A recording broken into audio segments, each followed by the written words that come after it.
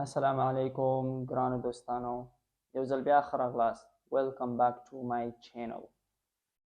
دې ویډیو کې exercise 1.2 question 2 تاسو سره شیر کوم. په تېره ویډیو کې 1.2 question 1 مو شیر کړی و.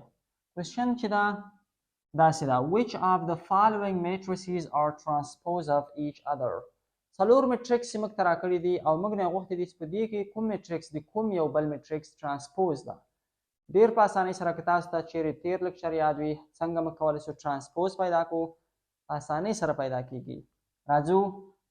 matrix A equals A1 A2 B1 B2. matrix B equals A1 B1 A2 B2.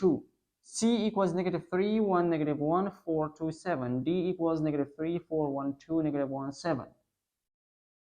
راځو اول زه د دې میټریکس ترانسپوز پیدا کوم. صحیح ده. د میټریکس A AT equals موږ ته پته ده ترانسپوز څنګه پیدا کیږي. دا رو چې دا کالم ته راوړو دا به داسې شي A1 A2.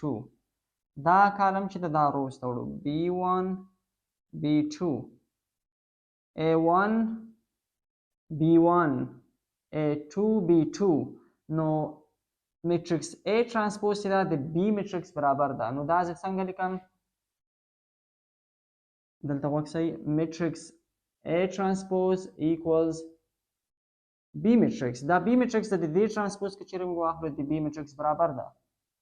راځو اوس C زه تاسو ته پیدا کوم. میټریکس C د دې ترانسپوز پیدا کوم. C transpose equals -3 1 -1 4 2 7 4 2 7. دا دو سره چک کړئ.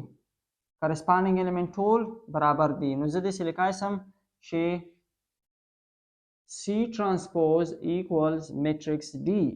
که چیرې زه د C transpose واخلم د دې میټریکس نو د D برابر راځي. دا و question number 2 exercise 1.1. هیله کوم په دې لیکچر به پوه شوي یاست. بله ویډیو کې به تاسو سره exercise 1.2 question 3 شیر کوم. تر هغه وخته الله حافظ. بای بای.